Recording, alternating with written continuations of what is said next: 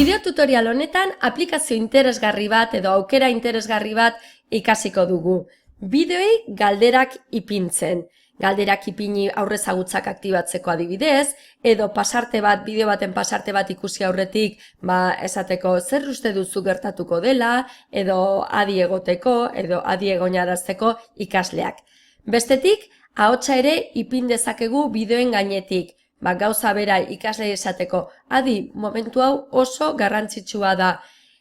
Amaitzeko, bideo bat, guk sortutako bideo batean, edo aldez aurretik sortuta dagoen bideo batean, pasarte zehatz bat aukeratu ahal izango dugu. Beraz, ikus ditzagun Edpuzzle aplikazioan nola txerta ditzakegun aukera horiek guztiak. Lehenik, kontua sortuko dugu. Hemen ikasten gara, tur txiki bat emango digu aplikazioak dituen aukerak erakutsiko dizkigu eta bat. Guk zuzenen login honetatik sartuko gara, irakasle gisa, eta gure Googleeko kontukin, unibertsitateko kontuarekin sartuko gara.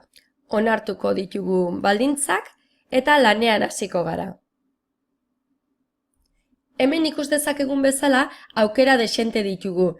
Bideo hautatu, gure ikasgaia sortu, hau da moztu, galderak egin, audioa txertatu, eta horretaz gain, klase bat edo ikasgela bat sor dezakegu ikusteko gure ikasleen evoluzioa, hau da bideo ikusi duten edo ez, edo ondo erantzun duten ala ez. Hau da jarraipena egin dezakegu. Bideo tutorial honetan lehenengo bi aukera hauek bakarrik ikusiko ditugu. Beraz, hasi egingo gara. Horrela, emango digu aukera bideo bat bilatzeko. Ikusten dugun bezala, aukera YouTube, Edpuzzleen bertan, Khan Academyn, TED Educationen, National Geographic aukera mordo baten artean topatu aldi izango ditu bideoak. Bilaketa terminoa bilatzailean ipini eta bideo bat hautatuko dugu, hauxe adibidez.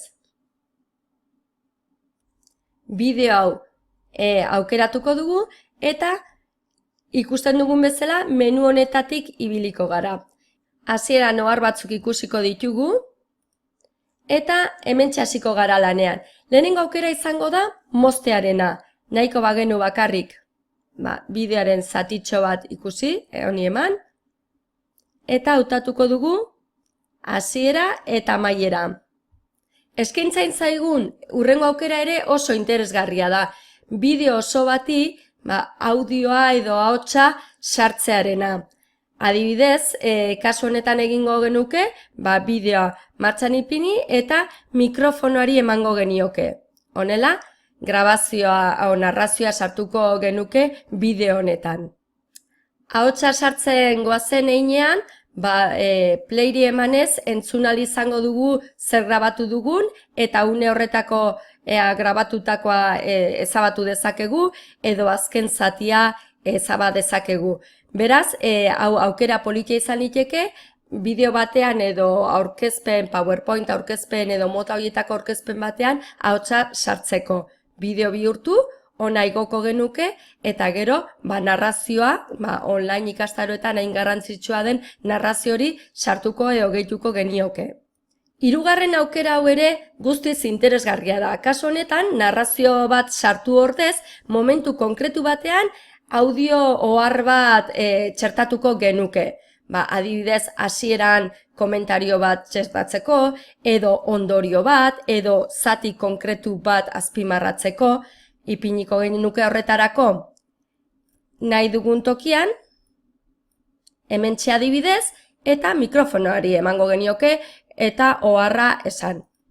Hau oso garrantzitsua da, adi.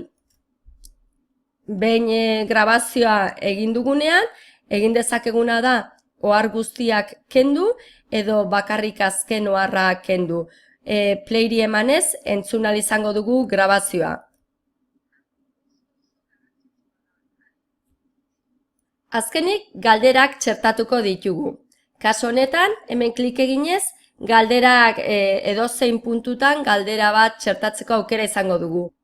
Arrastaka eramango dugu galdera egin nahi dugun puntura, eta galdera ikurraren gainean klik eginez, bi aukera emango dizkigu. Edo galdera irekia egin, edo aukera anitzeko galdera. Galdera idatziko dugu eta nahi ditugun erantzun guztiak txertatuko ditugu. Adibidez, eta ondo dagoena hementxe egingo dugu horrela, gorde. Eta ikaslek holaxe ikusiko lukete.